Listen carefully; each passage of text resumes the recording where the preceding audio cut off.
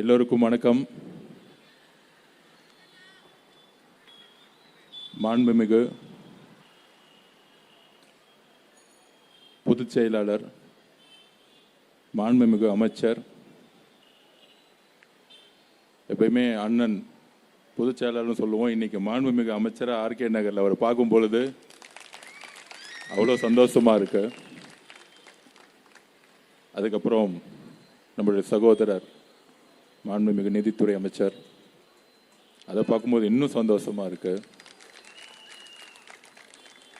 நம்ம தேவகி அக்கா, அப்புறம் இன்னொரு சகோதரி, நம்ம மாவட்ட செயலர் அண்ணன் சுரான்னு கரெக்டாக பேர் வச்சிருக்காங்க. இங்கே இருக்கக்கூடிய நிர்வாகிகள், பெரம்பூர் தொகுதியுடைய மாவட்ட செயலாளர், அந்த மாதிரி இங்கெல்லாம் நம்ம உக்காந்து ஒரு மீட்டிங் போடும்போது எப்படி இருக்குன்னா, உண்மையிலே சொல்கிறேன், ஒரு குடும்பமாக சேர்ந்து வந்து ஒரு திருவிழாவுக்கு வந்து பேசினா எப்படி இருக்கும், பார்த்தா எப்படி இருக்கும், அதுதான் தமிழக வெற்றி கழகம். எப்படி மாண்புமிகுன்னு என்னுடைய பொதுச் செயலாளரை பார்த்து சொல்கிறனோ, இன்னொரு சந்தோஷமான விஷயம் என்னென்னா, சரியாக போன மாதம் இதே இடத்துல டிராஃபிக்னால பைக்கில் வந்தேன். கரெக்டாக மீட்டிங் முடிகிறதுக்கு 10 நிமிஷத்துக்கு முன்னாடி வந்தேன். 9:59 என்னுடைய கடைசி பேச்சு இதே மேடையில், இதே இடத்துல. அப்போ நான் ஒரு பதிவு பண்ணேன், திராவிட முன்னேற்ற கழகத்தை பார்த்து ஒரு பதிவு பண்ணேன். உங்களுடைய கட்சி எங்கே ஆரம்பிச்சதோ ராயபுரத்தில், அங்கேயே ஆரம்பிக்கிறோம், அங்கேயே முடிக்க போகிறோம். ராயபுரத்தில் ஆரம்பித்து ஆர்கே நகரில் முடிக்க போகிறோம். அடுத்த மீட்டிங் வரும்பொழுது எங்களுடைய தலைவர், எங்களுடைய அண்ணன் மாண்புமிகு முதலமைச்சரா வருவாரு அப்படின்னு 9:59 முடிச்சோம். அதை சாத்தியப்படுத்தியது பெண்களும் இளைஞர்களும். அவங்களுக்கு கோடான கோடி நன்றிகள். ஆரம்பிச்சலாமா? அதாவது எம்எல்ஏ ஆனோ அமைச்சரானோ, அதோட சந்தோஷமான விஷயம் என்னன்னா, தமிழக வெற்றி கழகத்தோடைய அரசியல் கூட்டத்தில் பேசுறதா சந்தோஷமான விஷயம். இந்த எம்எல்ஏ ஆகி மினிஸ்டர் ஆகி ஒரு மீட்டிங் போனா நிறைய புரோட்டோகால் இருக்கு, இப்படிதான் பேசணும். ஆனா பொதுச் செயலாளர் சொல்லிக்கிறேன், தமிழக வெற்றி கழகத்தில் இந்த பேச்சில் புரோட்டோகாலே கிடையாது. நான் இங்கே அமைச்சராக வரல, எம்எல்ஏவா வரல, தமிழக வெற்றி கழகத்தோடைய தொண்டனா வந்திருக்கேன். அதனால திருப்பி எலெக்ஷன் முன்னாடி எப்படி பேசுவோமோ அப்படியே போக வேண்டிய நிர்பந்தம். என்ன நிர்பந்தம்? நம்ம 35% எடுத்து எந்த கட்சியும் கூட்டணி இல்லாம ஒவ்வொரு தொகுதியிலையும் திமுக 30-40 கோடியிலிருந்து பெரம்பூர் தொகுதியில் 100 கோடி ரூபாய் செலவு பண்ணி, எக்ஸ்ட்ரா பேக்கேஜ் என் தொகுதியில் 150 கோடி ரூபாய் செலவு பண்ணி, திருச்சியில 100 கோடி ரூபாய் செலவு பண்ணி, 30 அமைச்சர்கள், 75 வருஷம் பெரிய கட்சி, ஆலமரம் முருங்கை மரம் எல்லாம் சொல்லி பெரிய பிரம்மாண்டமா 26 கட்சியை கூட்டணியை உருவாக்கி, பெரிய பெரிய மாநாடு போட்டு, பெரிய பெரிய அறிவாளிகள், நம்ம செந்தில் பாலாஜி, நேரு, வேலு, இப்படிலாம் ஒரு பிரம்மாண்டத்தை உருவாக்கி நம்மளை பார்த்து இவங்கெல்லாம் 10 தொகுதி ஜெயிப்பாங்களா, 15 தொகுதி ஜெயிப்பாங்களா அப்படின்னு ஒரு அண்டர்ஸ்டிமேட் பண்ணி, தலைவர் அவர்களை பிரச்சாரத்துக்கு வரவே கூடாதுன்னு போலீஸ் முட்டுக்கட்டை போட்டு பர்மிஷனே கொடுக்காம நிப்பாட்டி, தேர்தல் கமிஷன் எலெக்ஷனுக்கு அப்புறம் அன்னைக்கு வந்த அந்த அம்மா நமக்கு பர்மிஷன் கொடுத்து, அந்த 15 நாள்ல எங்கெங்கெல்லாம் போக முடியுமோ அங்க போய், அந்த 15 நாள்ல ஒரு 8 டிஸ்ட்ரிக்ட் போனதுக்கே 108 தொகுதினா, தம்பி இளவரசர் உதயநிதி அவர்களே, உங்க அப்பா ஸ்டாலின் பர்மிஷன் மட்டும் கொடுத்திருந்தா 59 தொகுதியில டெபாசிட் வாங்கியிருக்க மாட்டீங்க. பெரம்பூர் தொகுதியில நாமினேஷன் பண்ணி ஒரே 1 மணி நேரம் குளத்தூருக்கு வந்தார், அதுக்கே நீங்க அவுட். கலைஞருடைய வாரிசு, 50 வருஷ அனுபவம் அப்படின்னு சொன்ன திமுக தலைமை இருக்கு. 1 மணி நேரம் எங்க தலைவர் வந்து 5 நிமிஷம் பேசுனதுக்கே கொளத்தூர் தொகுதியில தோத்த கட்சி உங்களுடைய திராவிட முன்னேற்ற கழகம். எங்க கட்சியை பேசுறதுக்கு எந்த விதமான சொல்ல விரும்பல. முதல்ல வெற்றி பெற்ற நாங்க அமைதியா இருக்கிறோம். அமைதியா இருக்கிறோமா இல்லையா? இந்த 30 நாள் எங்கேயாச்சும் ஏதாவது தலக்கணம் வந்து நமக்கு துமுறு வந்து எங்கேயாச்சும் ஒரு கூட்டம் போட்டு நம்ம தலைவர் எங்கேயாச்சும் ஒரு கூட்டம் போட்டு ஏதாச்சும் பேசணுமா? நாங்க வெற்றி பெற்று நேரா நிர்வாகத்துக்குள்ள போயிட்டோம். 50 வருஷ பிரச்சனை, எங்க பார்த்தாலும் ஊழல், இதை தவிர எதுவும் தெரியல. அதை சரி செய்யறதுக்கு வேலையை செஞ்சுட்டு இருக்கோம். ஆனா திருப்பி டெய்லி மீட்டிங் போட்டு நம்மளுடைய வெற்றியை வந்து ஒரு கேவலமா பேசுறது. தமிழக வெற்றி கழகத்துடைய வெற்றி தமிழக வெற்றி கழகத்துக்கு அல்ல. தமிழக வெற்றி கழகத்துடைய வெற்றி பெண்களுக்கான, இளைஞர்களுக்கான வெற்றி. அந்த வெற்றியை நீங்க கொச்சைப்படுத்தினா பெண்களை கொச்சைப்படுத்தியதா அர்த்தம். அப்ப அதுக்கு பதில் கொடுக்கணுமா வேணாமா? அதனால பொதுச்செயலாளர் அண்ணன்ட்டையும் எங்களுடைய தலைவர் அண்ணங்கிட்டையும் ஒரு பர்மிஷன் வாங்கிட்டு திருப்பியும் திமுகவுக்கு ஒரு பதிலடி கொடுப்போம். நான் திருப்பியும் சொல்லிட்டேன், அமைச்சரா வரல, தமிழக வெற்றி கழகத்தோட தொண்டரா வந்திருக்கேன். தொண்டனுக்கு பேசுறதுக்கு உரிமை இருக்கா இல்லையா? இருக்கா இல்லையா? இருக்கு. ஓகே. அப்ப அது ஒரு தொண்டன் என்ன நினைக்கன்னு பேசுற இடத்துல நம்ம இருக்கிறோம். அப்ப இந்த வெற்றி ஏன் வரலாற்று ரீதியா இருக்கிறது? அதுல வந்து திரு மு க ஸ்டாலின் அவர்கள் சொல்றாரு, இளவரசர் உதயநிதி அவர்கள் சொல்றாரு, அதுல மு க ஸ்டாலின் அவர்கள் இன்னும் சொல்றாரு, கவர்ச்சினால இந்த வெற்றி அடைஞ்சிருச்சு. அந்த கவர்ச்சி தானே வேணும்னு சொல்லிட்டு உங்களுடைய மகன் உதயநிதியை சினிமா காமிச்சிங்க. கவர்ச்சி வந்துச்சா? படிப்பும் வரல, சினிமாவும் வரல, ஏதாவது ஒண்ணு வரணும். கடைசியில் அரசியலும் வரல. நாங்க அப்பயே சொன்னோம், பிறப்பால் ஒரு முதலமைச்சர் உருவாக கூடாது, மன்னர் ஆட்சியை ஒழிக்கணும். அதுதான் இந்த தேர்தல். சொன்ன மாதிரியே பெண்களும் இளைஞரும் மன்னர் ஆட்சியை ஒழிச்சிட்டாங்க. ஏன் மிகப்பெரிய வரலாறு தெரியுமா? அறிஞர் அண்ணா உருவாக்கிய இயக்கம், கலைஞர் 50 வருடங்களாக கட்டி காப்பாற்றிய இயக்கம், எந்த வருஷத்திலும் இல்லாத ஒரு வரலாறு. திமுகவுக்கு ஏற்பட்ட தோல்வி ஏன் தெரியுமா? திமுக பல்வேறு தோல்விகள் தோத்திருக்கு, ஆனால் எப்பொழுதும் கலைஞர் தோல்வியற்றது அல்ல. திமுகவுடைய தலைவர் தோல்வி அடையல, முதலமைச்சராக இருந்து தோத்தது கிடையாது. திரு மு க ஸ்டாலின் அவர்களே, உங்களுடைய தோல்வி எதனால் திருப்பியும் சிந்திங்க. நாங்க வெற்றியை பற்றி கொண்டாடல. 108 தொகுதியில ஜெயிச்சிட்டோம், மித்த தொகுதியில ஏன் தோத்தன்னு ஆராய்ச்சி பண்ணிட்டு இருக்கோம். எங்க தலைவருக்கு பதில் சொல்ல முடியாம நாங்க நின்றுட்டு இருக்கோம். நானும் பொதுச் செயலாளரும் அன்னைக்கு தலைவர் வந்து இன்னும் 10 தொகுதி இல்லையேன்னு இருக்கும் பொழுது 10 நாள் நானும் பொதுச் செயலாளரும் ஒட்டுமொத்த தொண்டர்களும் அழுதுட்டு இருந்தோம். ஐயோ, இன்னும் 10 தொகுதி இருந்திருந்தா எங்க அண்ணன் வந்து தலை குடிய வேண்டிய அவசியம் இல்லையே அப்படின்னு. அப்ப எங்களுடைய வேலை அடுத்த நொடியிலிருந்து செஞ்சுட்டு இருக்கோம். இன்னும் வேலை செய்யணும், இன்னும் வேலை செய்யணும், மக்கள்கிட்ட நம்பிக்கை உருவாக்கணும். தேர்தல் என்பது மக்களுடைய நம்பிக்கை, கவர்ச்சி அல்ல.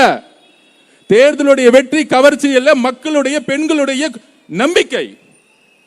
இந்த நம்பிக்கையை உருவாக்குவது ஒரு தலைவனுடைய வேலை. அரசியல் என்பது மக்களுடைய நம்பிக்கையும் அன்பையும் உருவாக்குவது. அப்ப இந்த தேர்தலில் திமுக தலைவராக இருக்கக்கூடிய மு க ஸ்டாலின் அவர்கள் தோத்தாரு, திமுகவுடைய பொதுச் செயலாளர் திரு துரைமுருகன் அவர்கள் தோத்தாரு, ஒரு சாதாரண இளைஞர்களிடம் தோத்தார் திமுகவுடைய பொதுச் செயலாளர். அதற்கு அப்புறம் திமுகவுடைய பொருளாளருடைய மகன் தோல்வியுற்றார். அப்ப திமுகவுடைய தலைவர், பொதுச் செயலாளர், பொருளாளருடைய மகன் தோல்வியுற்ற ஒரே தேர்தல் 2026. இதை சாத்தியப்படுத்தியது எங்களுடைய தலைவர் திரு சி ஜோசப் விஜய் அவர்கள். இதை எந்த தலைவராலையும் செய்ய முடியல, எந்த தலைவராலும் செய்ய முடியல. இது கவர்ச்சிக்கானது இல்லை திரு மு க ஸ்டாலின் அவர்கள். அப்படி நினைச்சிருந்தா நினைச்சுக்கோங்க. தமிழக வெற்றி கழகத்திலும் எங்களுடைய தலைவர் அவர்களையும் அண்டர் எஸ்டிமேட் பண்ணிக்கிட்டே இருங்க. ஒரு 4 இளைஞர்கள் இருக்காங்க, அவ்வளவுதான், கட்சி கட்டமைப்பு இல்ல, கட்சி கட்டமைப்போட இருக்காங்களா? பூத் இருக்காங்களா? எலெக்ஷன் டே அன்னைக்கு 75,000 பூத்துல 75,000 பூத்துலயும் அதுலயும் பாதி பூத்துல 60% பெண்களோட பிஎல்ஏயோட 12 மணி வரைக்கும் அந்த மிஷின் லாரியில ஏற வரைக்கும் வெயிட் பண்ணி கவுண்டிங் ஏஜென்ட் வரைக்கும் இருந்தது தமிழக வெற்றி கழகம். முடிஞ்சா திரு மு.க. ஸ்டாலின் அவர்களே, உங்களை சுத்தி இருக்கிற 10 பேரை வெளியே அமிச்சிட்டு ஃபீல்டு இன்னும் போய் கத்துக்கோங்க. அதுதான் நான் சொல்ல முடியும். இன்னொரு டேட்டாவையும் சொல்றேன். கிட்டத்தட்ட 6 மாவட்டத்தில் திமுக 6 மாவட்டத்தில் ஒவ்வொரு பூத்திலையும் 25 பேர் இருக்குன்னு சொன்னாங்கல்ல. ஸ்டாலின் வருகிறார், ஒவ்வொரு வீட்டுக்குள்ளே நுழைகிறார், பிஎல்ஏ மீட்டிங் போட்டாங்கன்னு. 6 மாவட்டத்தில் சில பூத்துகள்ல 10 ஓட்டு கம்மியா திமுக வாங்கியிருக்காங்க. உங்ககிட்ட பிஎல்ஏ ஓட்டு இருந்தா அட்லீஸ்ட் 25 ஓட்டு வாங்கியிருக்க மாட்டீங்க. அப்ப அவரை சுத்தி ஒரு பிம்பம், மு.க. ஸ்டாலின் அவர்களுக்கு ஒன்னும் தெரியறது இல்லை, ஒரு பிம்பத்தை உருவாக்கிடுறாங்க. இதெல்லாம் கவர்ச்சி. அதுக்கெல்லாம் காரணம் இன்ஸ்டாகிராம். இன்னும் ஒரு 75 வருஷ கட்சியோடைய ஒரு தலைவர் பேசுறாரு பாத்தீங்களா? தேர்தல் அரசியல்ல தோல்விட்டுறது காரணம் இன்ஸ்டாகிராம். அப்ப நம்ம ஒரு ஐடியா கொடுப்போம். அந்த இன்ஸ்டாகிராமோட ஓனர் பாம்பேல இருக்காரு, அவர் எடுத்துட்டு திமுக கட்சியில சேர்த்துக்கோங்க. பேஸ்புக்கோட ஓனர் எடுத்து திமுக கட்சியில் சேர்த்துக்கோங்க. வாட்ஸ்அப் ஓனர் எடுத்து திமுக கட்சியில் சேர்த்துக்கோங்க. திருப்பி திமுக 200 தொகுதியில் ஜெயிச்சிரும்.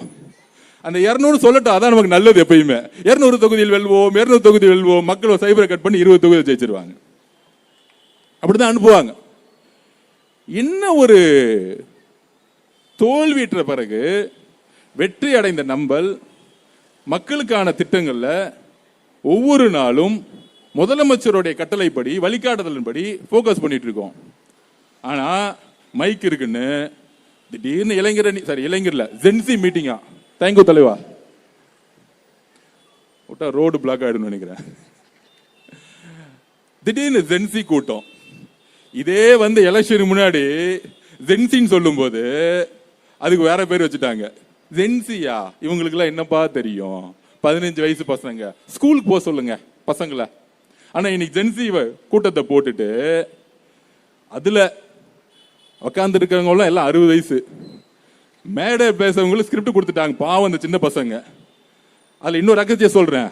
என்கிட்ட கேட்டாங்க, அண்ணா நம்ம அறிவாலயம் பக்கம் ஜென்சி கூட்டம் போடுறாங்க, நாங்களும் கொஞ்சம் போயிட்டு வந்துடுறோம்னா ஒரு 1500 ரூபா கொடுக்குறாங்க. ஒரு தாட்டி வில்லிவாக்கத்துல நான் பிரச்சாரம் பண்ணிட்டு இருந்தேன். இந்த ரோடா ஒரு 20 பேரை கொடியை பிடிச்சி அமிச்சிட்டு இருந்தாங்க. அதுல பாதி பேர் பெண்கள்.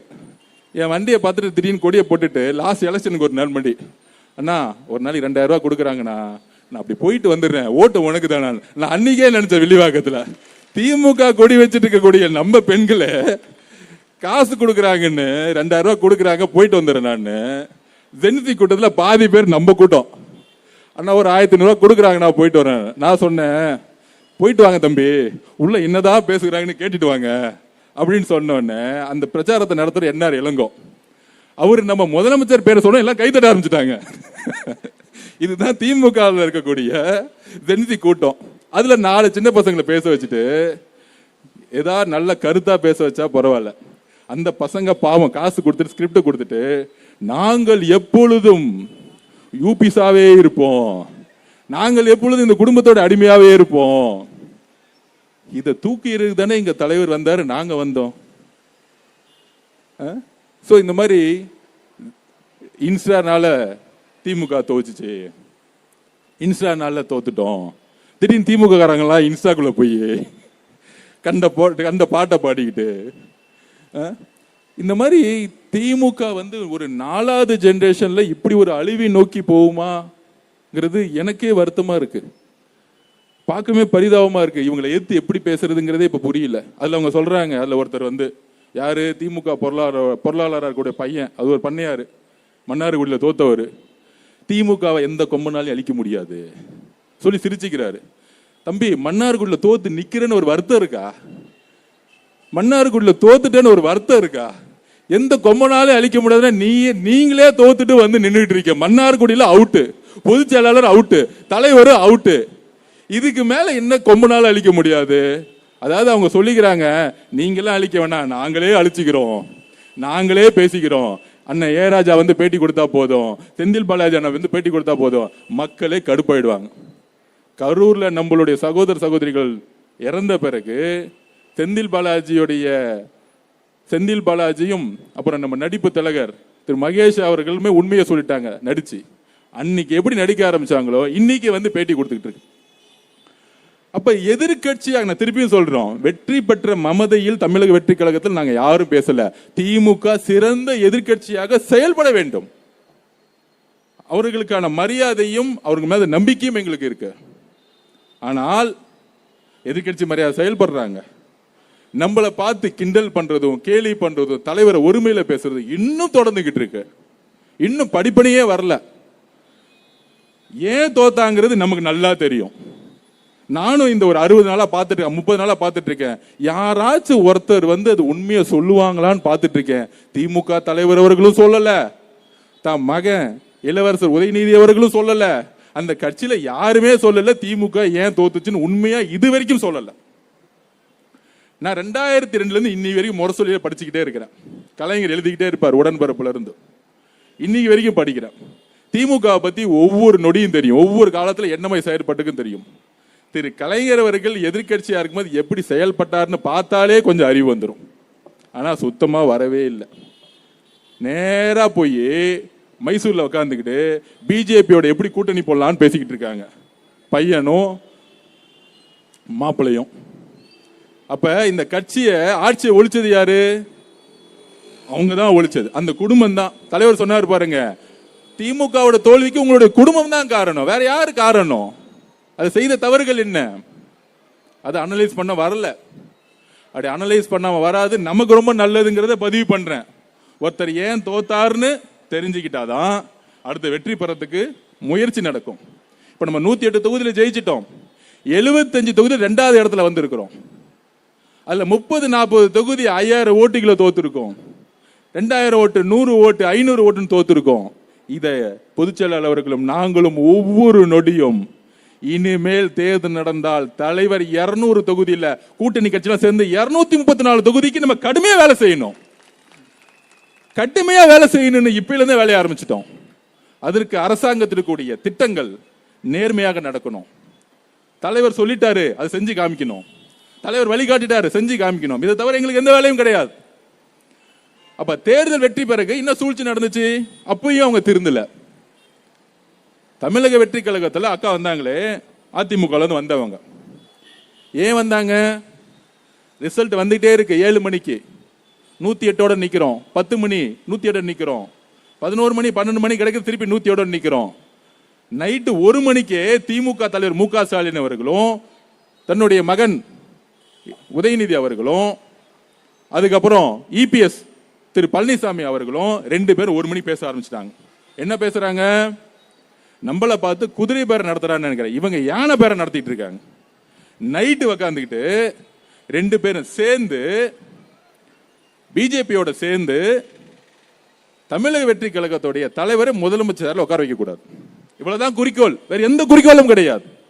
புரட்சி தலைவர் அம்மா அவர்கள் உருவாக்கிய இயக்கம், அந்த அம்மாவை ஜெயிலுக்கு அமைச்சு எல்லா விதமான கடைசி வரைக்கும் துன்பப்படுத்திய கட்சி திமுக. அந்த கட்சியோட திரு இபிஎஸ் அவர்கள் சேர்ந்து எப்படி முதலமைச்சரா உதயநிதி ஆவராரா இல்ல இபிஎஸ் ஆவராரா, இதுதான் 2 பேருக்குள்ள இருக்கக்கூடிய பேச்சுவார்த்தை. கடைசி வரைக்கும் இதுக்குள்ள எந்த வேலையும் முடியல. முடியாதனால நாங்கள் எதிர்கட்சியா இருக்கிறோன்னு ஒரு ஸ்டேட்மெண்ட் வந்துருச்சு. இது சொன்னது நம்ம இல்ல, மார்க்சிஸ்ட் கம்யூனிஸ்ட் தலைவர் திரு பேபி அவர்கள், ஐயுஎம்எல் கட்சி திரு காதர் மொய்தீன் அவர்கள் கூட்டணி கட்சிகள்லாம் கூப்பிட்டு இந்த ப்ரொபோசலை கொடுத்துருக்காங்க. அவங்க எல்லாம் வெளியே வந்து உண்மையை சொல்லிட்டாங்க. ஏன்? அவங்க மத சார்பற்ற கொள்கையில் உறுதியா இருக்கிறாங்க, மக்களுடைய தீர்ப்பை உறுதியாக நம்பக்கூடிய இடத்துல தலைவர்கள் இருந்தாங்க. அப்ப காங்கிரஸ் வந்து நமக்கு வந்து சப்போர்ட் பண்ண உடனே கம்யூனிஸ்ட் கட்சி தோழர்களும் விசிக தோழர்களும் அண்ணன் திருமாவளவர்களும் ஐயுஎம்எல் தலைவர்களும் ஆதரவு கொடுத்து தலைவர்கள் முதலமைச்சராக உட்கார்றதுக்கு மக்களுடைய தீர்ப்பை வணங்கி நமக்கு வந்து உதவி செய்யல, நம்மளோட சேர்ந்தாங்க. அதற்கு தான் தலைவர் மாநாடப்ப ஒன்னு சொன்னார், ஆட்சியிலும் பங்கு அதிகாரத்திலும் பங்கு. அதுக்கு முன்னாடி நான் சொன்னேன், நான் சொன்னதுக்காக தான் கட்சி விட்டு தூக்கிட்டாங்க.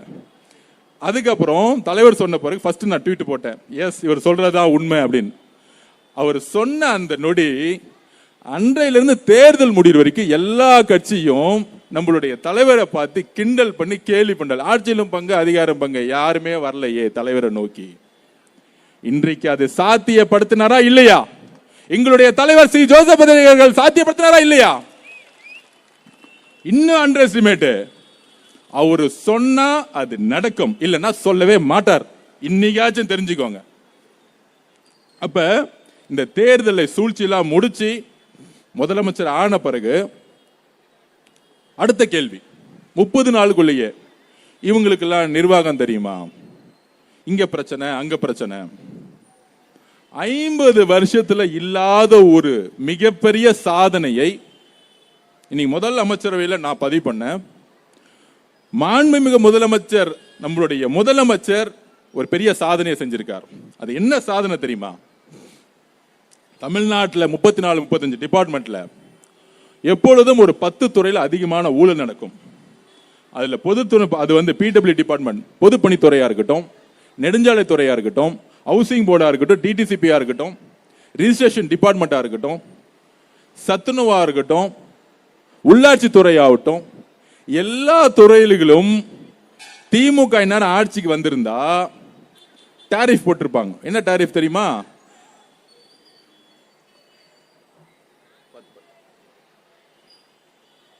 பரவாயில்லைங்களா?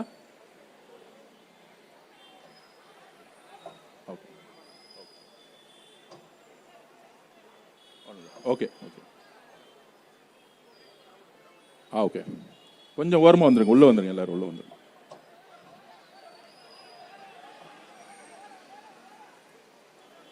அண்ணா கொஞ்சம் எல்லாரும் உள்ள வர சொல்லிடுங்க.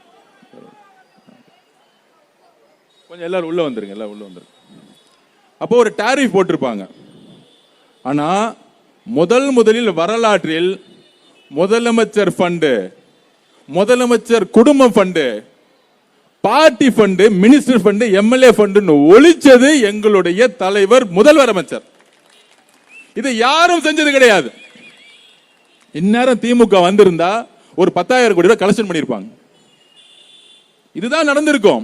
அப்ப மக்களுடைய திட்டங்கள் போய் செயல்படுமா? செயல்படவே படாது.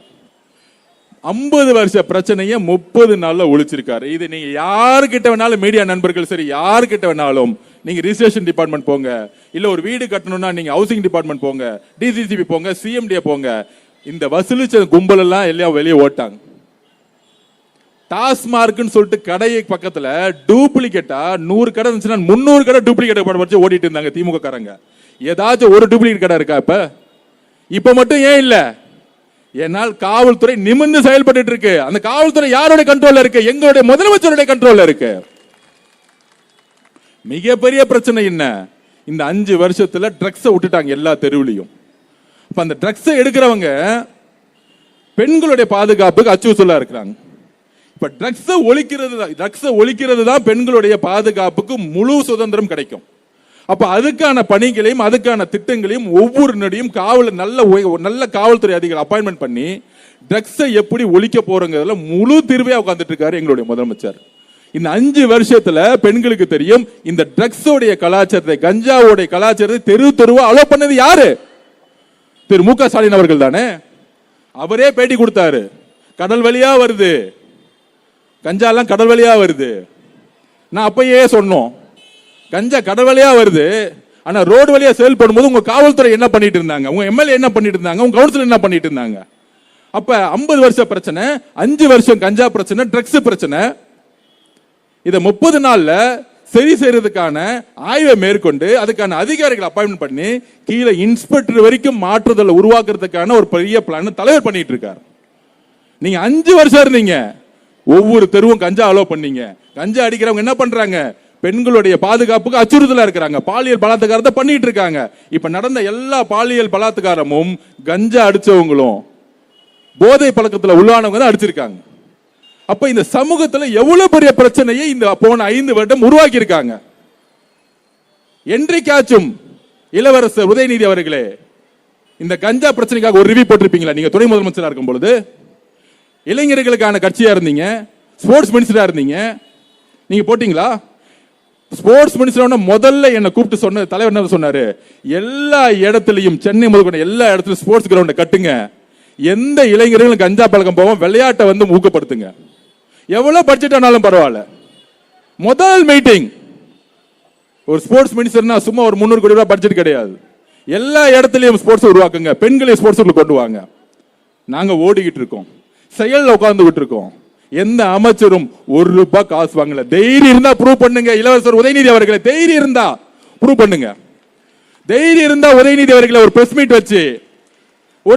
வச்சு நான் இன்னைக்கு சொல்றேன், தைரியம் இருந்தா எதிர்க்கட்சி தலைவரா நீங்க உட்கார்ந்துருக்கீங்களா, ஆனா நமக்கு ஒரு குறிக்கோள் வச்சுக்கணும். மன்னர் ஆட்சியில பிறப்பால முதலமைச்சர் உருவாக கூடாதுன்னு நினைச்சோம். இனிமேட்டு எதிர்க்கட்சி தலைவராக உருவாக கூடாது, அதையும் கொஞ்சம் ஒழிச்சு விட்டுறணும். ஜெயிச்சு முடிச்ச ஒரு 59 ஜெயிச்சுட்டு எதிர்க்கட்சி தலைவரை ஆக்கிட்டாங்க அவங்க அப்பா.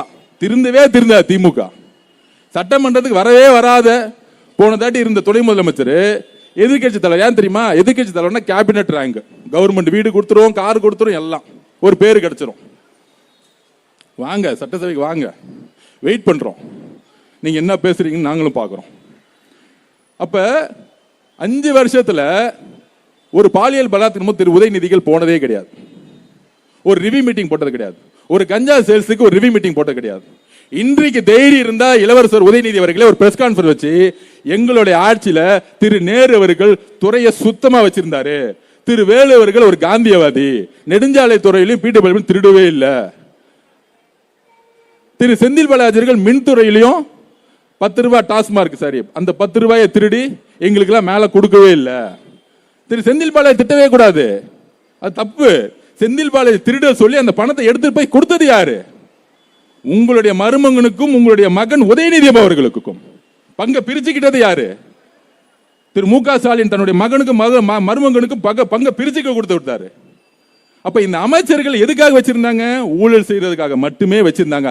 அதனாலதான் 30 மினிஸ்டர்ல 15 மினிஸ்டர் சாதாரண ஏழையா இருந்தக்கூடிய எங்களுடைய இளைஞர்கள்கிட்டையும் சாதாரண எங்க சகோதரிகள்கிட்டையும் எங்க தோத்து போயிருக்கீங்க. திருப்பூர்ல ஒரே ஒரு ஓட்டுல ஒரு அமைச்சர் தோத்தாரு. அவருடைய பின்புலம் யார் தெரியுமா? ஒரு சாமானிய இளைஞன். சொன்னாங்களே இளைஞரால என்ன புரட்சி உருவாக்க முடியும்னு. It's youth revolution and women revolution. அதை உருவாக்குறது எங்க தலைவர். அப்ப சாமானியன் ஒரு பெரிய அமைச்சரை 100 கோடி ரூபாய் செலவு பண்ற தூக்கி எறிஞ்சார்னா, உள்ளபடி சொல்றேன், பெரியார் உயிரோடு இருந்திருந்தால் எங்கள் தலைவரை கட்டி அணைத்திருப்பார்.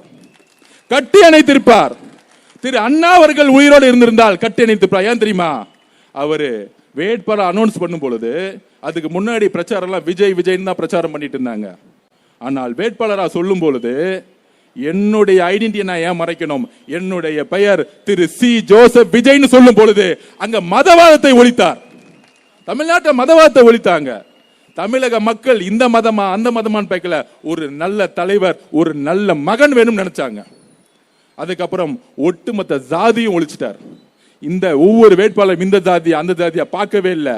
இது விஜய் அவர்கள் முதலமைச்சரா வரணும், என் பிள்ளைக்கு நான் ஓட்டு போறேன்னு சொல்லிட்டு ஜாதியை ஒழிச்சிட்டாங்க. அதுக்கு அடுத்த முக்கியமான ஒரு விஷயம் இருக்கு.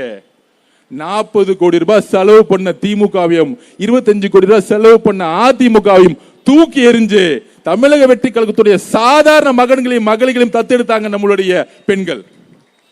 இது சாதாரண வெற்றி இல்லை திரு உதயநிதி அவர்களே, உங்களுக்கு அது புரியாது. ஏன்னா பிறப்பால நீங்க எதிர்க்கட்சி தலைவர் ஆயிட்டீங்க. என்னைக்குமே கிரவுண்ட் பாலிடிக்ஸ் உங்களுக்கு புரியாது. கேலி பண்ண தெரியும், கிண்டல் பண்ண தெரியும். இந்த நல்ல பணக்கார பசங்கள்லாம் ஸ்போர்ட்ஸ்ல ஓடும் போது ஒரு பையன் ஷூ இல்லைன்னா பார்த்து கிண்டல் பண்ணுவான். அவன் நல்லா ஷூ போட்டிருப்பான். ஷூ போட்டுறவங்க ஓட தெரியாது, வெறும் காலால ஓடுவாங்க தெரியுமா, அவன் தான் ஜெயிப்பான். அதுதான் தமிழக வெற்றி கழகம். ஆர்கே நகர் என்பது என்ன? இன்ற அளவுக்கும் 60% ஸ்லம்ஸ் இருக்கக்கூடிய குடிசை பகுதியில் இருக்கக்கூடிய ஏரியா. ஆனால் இன்றைக்கு நீங்க சட்டமன்ற உறுப்பினராக ஒருத்தர் தேர்ந்தெடுத்திருக்கீங்களே, இன்னைக்கு அமைச்சரா இருக்கீங்களே, அவர் சாதாரணமல்ல, நிதி அமைச்சர். எங்களுடைய தலைவர் நிதி அமைச்சரா உட்கார வச்சிருக்காரு. தமிழ்நாட்டிற்குள்ளே ஒவ்வொரு டிபார்ட்மெண்ட் பணம் போடணும், அவருடைய சைன் வேணும். அப்ப 5 வருஷம் கழிச்சு எங்களுக்கு நம்பிக்கை இருக்கு. அண்ணா சொன்னாரு தலைவர் வருவாருன்னு, திருப்பியும் சொல்றேன், தலைவர் எல்லா தொகுதிக்கும் வருவாரு. மக்களை பார்க்க வரல, ஒவ்வொரு திட்டங்களும் திட்ட பணிகள் முடிஞ்சு தொடங்கி வைக்க வருவார். குடிசைகளை தூக்கி எறிஞ்சு ஒரு வீடு கட்டும் போது வருவார். ஒரு கல்யாண மண்டபம் கட்டிட்டு ஒரு ஏழை ஒரு சாதாரண பெண்ணு ஐயோ கல்யாணம் பண்றது கட்ட காசு இல்லைன்னு நினைக்கும் போது கவர்மெண்ட்ல ஒரு பெரிய கல்யாணம் கட்டி நீ போய் கல்யாணம் பண்ணுமான்னு கல்யாணம் பண்ண திறக்க வருவார். இப்படி ஒவ்வொரு திட்டங்களும் திறக்க எங்களுடைய தலைவர் வருவார். அதுதான் அவருடைய குறிக்கோள். வெறும் கையோட வரவே மாட்டார் இன்னுமேட்டு. அப்ப திமுகவுடைய தோல்வி அவங்க என்னைக்கும் நினைச்சு பார்க்கவே மாட்டாங்க. திருப்பி நம்மளை கிண்டல் பண்ணிக்கிட்டு கேலி பண்ணிக்கிட்டு அண்டர்ஸ்டிமேட் பண்ணிக்கிட்டே இருப்பாங்க. இப்ப கூட ரீசெண்டா உள்ளாட்சி துறையில ஜெயிச்ச எல்லா திமுக மேயர்களும் நகராட்சி தலைவர்களும் நம்மளுடைய சட்டமன்ற உறுப்பினர்களுக்கும் சப்போர்ட் பண்றதே கிடையாது. வேணுக்குனவே எந்த பணியும் செய்ய விடாம குப்பல்ல விடாம தண்ணி பிரச்சனை வந்து வேணுக்குனே பண்றாங்க. இந்த கவர்மெண்ட் கெட்ட பேர் கிடைக்கணும். அதை நான் பதிவு பண்ணிடுறேன். திமுக கெட்ட சிந்தனை என்ன தெரியுங்களா? இன்றைக்கும் மேயரா நகராட்சி தலைவரா சேர்மனா உட்காந்துக்கிட்டு ஊழல் இன்வெஸ்ட் பண்ண முடியாது. அதை கிளீன் பண்ணியாச்சு. ஆனா எந்த வேலையும் செய்ய விடாம மாண்புமிகு முதலமைச்சர் கெட்ட பேர் வரணும்னு சொல்லிட்டு அமைச்சர் கெட்ட பேர் சொல்லிட்டு இந்த உள்ளாட்சி துறையில எந்த குப்பையை எடுக்க விடுறதில்ல, தண்ணி விடுறதில்ல, கரண்ட்டை வேணுங்கனே கட் பண்றது, இதெல்லாம் செய்யறது யார் தெரியுமா? திமுகவுடைய உள்ளாட்சியில் கூடிய மேயர்கள். அதோட வெளிப்பாடு என்ன தெரியுமா? 108 தொகுதியில நம்ம ஜெயிச்சோம். எனக்கெல்லாம் ரொம்ப கஷ்டமா இருந்துச்சு. முதலமைச்சர் குடும்பம் எனக்கு எதிராக வந்து பிரச்சாரம் பண்ணாங்க. ஆனா ஒரே ஒரு வெற்றி வந்து எனக்கு கண் கலங்கினேன். நான் இன்னும் அந்த சகோதரிகிட்ட நான் பேசக்கூட இல்லை ஜெயிச்ச பிறகு. அது யாருன்னா நான் பொதுச்சாளர்கிட்ட சொல்லியிருப்பேன். நம்மளுடைய திருவிக நகருடைய சட்டமன்ற உறுப்பினர் பல்லவி அக்கா. தலைவர் தேர்ந்தெடுத்துட்டாரு வேட்பாளரா. நான் அண்ணன் கேட்டேன், அப்ப அண்ணே 8 மாசம் கர்ப்பிணியா இருக்கிறாங்க, ஒவ்வொரு தெருவா நடந்து போகணுமே, அவங்க போவாங்களாண்ணே, கொஞ்சம் கஷ்டமா இருக்கு. நான் அப்பயே சொன்னேன், அண்ணா ஏன்னா அந்த கஷ்டப்படுத்துறீங்க, வேணா ஜெயிச்ச முடிச்ச பிறகு நம்ம வந்து தலைவர்கிட்ட சொல்லி நீங்க தலைவர்கிட்ட சொல்லி இன்னொரு போஸ்டிங் கூட கொடுத்துடலான்னு. அதுக்கு அந்த அக்கா வந்து தலைவர்கிட்ட சொன்னாங்க, பொதுச்செயலாளர் சொன்னாங்க தலைவர்கிட்டையும், 8 மாச குழந்தை இல்ல 9 மாச குழந்தை இல்ல தலைவரே, நீங்க எனக்கு வாய்ப்பு கொடுத்துட்டீங்க, நான் நடந்து என் குழந்தையோட போறேன், என் குழந்தை பிறக்கும் பொழுது நீங்க முதலமைச்சரா இருப்பீங்க. எவ்வளவு உணர்வு பூர்வமான இயக்கம், எவ்வளவு உணர்வுபூர்வமான இயக்கம். பெண்கள் தலைவர் மீதும் சரி கட்சி மீது எவ்வளவு உணர்வுபூர்வமாக அன்பாக நம்பிக்கையாக இருக்கக்கூடிய இயக்கம். ஒரு அம்மாவுக்கு பெரிய விஷயம் என்னங்க, தன்னுடைய குழந்தைங்க, அந்த குழந்தையும் பாதுகாத்து நடந்து நடந்து எம்எல்ஏ ஆன எங்க சகோதரிய ஒரு ஃபங்க்ஷன்ல நம்மளுடைய மேயர் அக்கா ஒரு கேண்டல கொடுக்க கூடாம, நாங்கள் இதுவரைக்கும் கவர்மெண்ட் ஃபங்க்ஷன்ல கட்சியை பார்த்தது கிடையாது. எங்க தலைவருடைய வளர்ப்பு நாங்கள் அப்படி யாரையும் அவமரியாதைப்படுத்துறதோ யாரையும் வந்து மாற்று கட்சியை நினைச்சது கிடையாது. எல்லாருக்குமான மரியாதை கொடுத்துருக்கோம். ஆனா ஒரு சாதாரண ஒரு கவர்மெண்ட் ஃபங்க்ஷன்ல புரோட்டோகால் படி சட்டமன்ற உறுப்பினர் மேயருக்கு அப்புறம் இருக்க வேண்டியது ஒரு கேண்டில் கூட கொடுக்காம, மேயருங்கிற ஒரு அகங்காரம் இருக்குல்ல, அந்த அகங்காரம் எங்க வந்தா திமுகங்கிற ஒரு அகங்காரம் இருக்குல்ல, அந்த அகங்காரம் எங்க வந்துச்சுன்னா பிறப்பால் ஒருத்தர் முதலமைச்சரா உருவாக்கினாங்கல்ல திரு மு.க. ஸ்டாலின் தன்னுடைய இளவரசர் உதயநிதி கொடுக்கக்கூடிய அந்த வழிகாட்டுதல் இருக்குல்ல, அந்த துமுறு இருக்குல்ல, இன்னொரு ஆளுங்கட்சி நினைக்கக்கூடிய துமுறு இருக்குல்ல, அந்த திமுறை உடைக்கிறதுக்கு நாங்க திருப்பி திருப்பி வேலை செஞ்சுக்கிட்டே இருப்போம். இது வரைக்கும் நாங்க பதில் சொல்லல. எப்ப எங்களுடைய சகோதரி பல்லவி அக்காவை நீங்க அவமானப்படுத்துனீங்களோ, திரு உதயநிதி அவர்களே, உங்க நெத்தி முன்னாடி சேலஞ்ச் பண்றேன். ஒரு சாதாரண தொண்டனா இங்க இருக்கக்கூடிய ஆர்கே நகர் மக்கள் இங்க இருந்து ஆரம்பிக்கிறோம் சேலஞ்ச். இன்னும் 8 மாசத்துல உள்ளாட்சி தேர்தல் நடக்க போகுது. 8 மாசத்துல 8 மாசம் நடக்க போகுது. தைரியம் இருந்தா, தில் இருந்தா, 75 வருஷம் திமுகவா இருந்தா, பெரிய ஆழமா இருந்தா 25 மேயர்ல ஒரே ஒரு மேயரை ஜெயிச்சிருங்க. ஒரு மேயர், ஒரே ஒரு மேயர். இதே சென்னையில டெபாசிட் வாங்குறீங்களா இல்லையான்னு பாருங்க. எங்களுடைய தேர்தல் வேலையை நேத்தே ஆரம்பிச்சிட்டோம். எங்க அவமானப்பட்டார்களோ, எங்களுடைய பல்லவி சகோதரி எங்க அவமானப்பட்டார்களோ அந்த நொடியே நாங்கள் தேர்தல் வேலையை ஆரம்பிச்சிட்டோம். உங்களுக்கு பதில் கொடுக்கிறதுக்கு அடுத்த உள்ளாட்சி தேர்தல் ஒரே ஒரு மேயர் ஜெயிச்சிருங்க. அப்ப நான் ஒத்துக்கிறேன், நீங்க திமுகனா யாரால அசைக்க முடியாதுன்னு. ஒரு மேயர். இது நேரடியா எதிர்த்து ஸ்ட்ரெயிட்டா நெத்திய பார்த்து பின்னாடி பார்த்து பேசுறது இல்ல. உதயநிதியோட முகத்துக்கு நேரா என் கையோடைய சுண்டு விரல் வச்சு காமிக்கிறேன். ஒரு மேயரை நீங்க ஜெயிச்சு காமிச்சிருங்க. ஏன் இந்த கோபம் வருதுன்னா, சாதாரண தலித் குடும்பத்திலிருந்து பிறந்து வந்த எங்க சகோதரி 8 மாச கர்ப்பிணி பெண்ணா இருந்து நடையா நடந்து ஜெயிச்சு முடித்த 30 நாள்ல டெலிவரி பண்ண எங்க அக்காவை குழந்தைய வீட்டுல வந்துட்டு அரசு நிகழ்ச்சி எங்க தலைவர் எதுவும் நினைச்சு கூடாதுன்னு வந்த ஒரு பெண்ணை எங்க சகோதரி அவமானப்படுத்திட்டீங்களா, அங்கிருந்து எங்களுடைய கோபம் உருவாயிருச்சு. திமுக எந்த காலத்திலும் பெண்களை மதிக்காதற்கு இங்க இருக்கக்கூடிய மேயர் அவர்களே சாட்சி. ஒரு பெண் இன்னொரு பெண்ணை மதிக்காத காரணம் திமுகவுடைய வளர்ப்பு, திரு மு க ஸ்டாலின் அவர்களுடைய தோல்வி, திரு உதயநிதி அவர்களுடைய கேவலமான சிந்தனைகள். இதுல இருந்து நீங்க கட்டமைப்பை மாத்தலனா எந்த காலத்திலும் ஜெயிக்க முடியாது. நான் இன்னைக்கே சொல்லிட்டேன், திரு மு க ஸ்டாலின் அவர்கள் தான் கலைஞர் குடும்பத்துடைய கடைசி முதலமைச்சர். எழுதி வச்சுக்கோங்க, கடைசி முதலமைச்சர். இன்னொரு ஒரு முதல்வர் கருணாநிதி குடும்பத்திலிருந்து உருவாக முடியவே முடியாது. தமிழக மக்கள் எங்களுடைய தலைவர் இருக்கிற மாதிரி உங்க கருணாநிதி குடும்பத்திலிருந்து ஒரு முதலமைச்சர் உருவாக முடியவே முடியாது.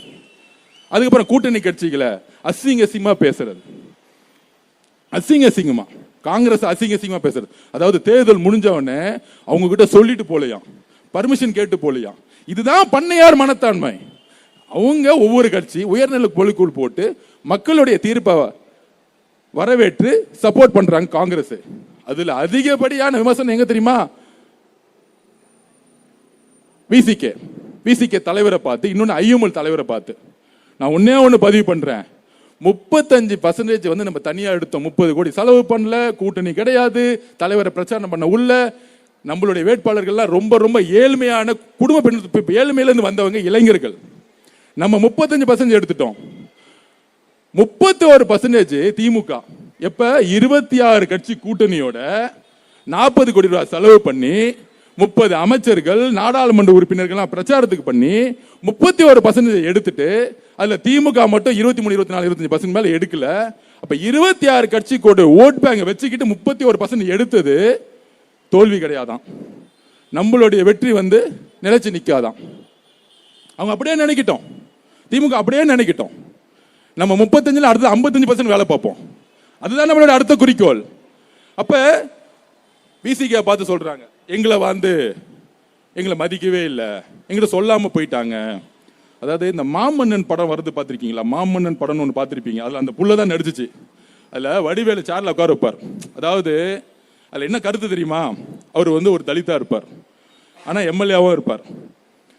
அந்த ஆளக்கூடிய ஒரு வர்க்கம் நம்ம உதயநிதி மாதிரி முன்னாடி உட்காரக்கூடாதுன்னு சொல்லி வச்சிருக்கோம். அந்த சேருங்கிறது ஒரு அதிகாரம். அம்பேத்கர் என்ன சொல்லுவாருன்னா, தீண்டாமை என்பது என்னன்னா, ஒரு சாமானியன் ஒடுக்கப்பட்டவன் அதிகாரத்துக்குள்ள வரணும்னு நினைக்கும் பொழுது ஒரு ஆளுங்கட்சியா இருக்கக்கூடிய மனப்பான்மை, நீ எல்லாம் அதிகாரத்துக்கு வரலான்னு ஒரு எண்ணம் வரும் பாத்தீங்களா. நீ ஒரு பெண், நீ எல்லாம் எம்எல்ஏ ஆகலாமா, நீ ஒரு பெண், நீ எல்லாம் மினிஸ்டர் ஆகலாமா, நீ ஒரு சாதாரண குடும்பத்தில் ஒரு ஆட்டோ ஓட்டக்கூடிய மகள், ஒரு விவசாயியோட குடும்பத்தில் வந்தவங்க, நீ எல்லாம் எம்எல்ஏ ஆகலாமா, நீ எல்லாம் எம்எல்ஏ ஆகலாமான்னு இந்த பணக்காரர் உட்காந்துல உட்காந்துக்கிட்டு இந்த உதயநிதி மாதிரி இருக்கக்கூடிய பிறப்பால் அதிகாரத்தில் இருப்பாங்க பாத்தீங்களா, அவங்க எல்லாம் கேள்வி கேட்டுட்டே இருப்பாங்க.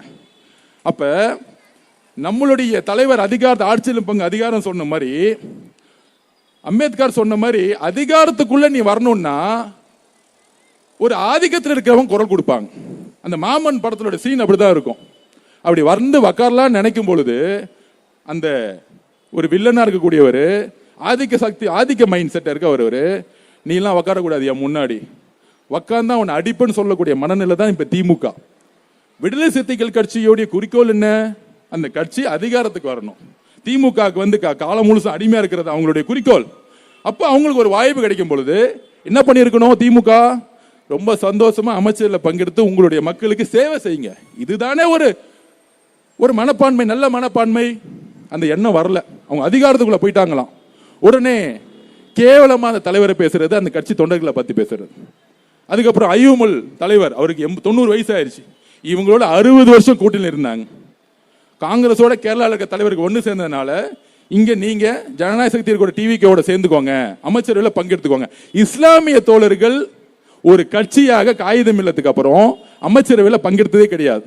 இவங்க சும்மா பேருக்கு கட்சியில் ஒரு 2 அமைச்சரை போடுவாங்க, எந்த விதமான அதிகாரம் கொடுத்ததே கிடையாது, சும்மா பேரு கொடுப்பாங்க.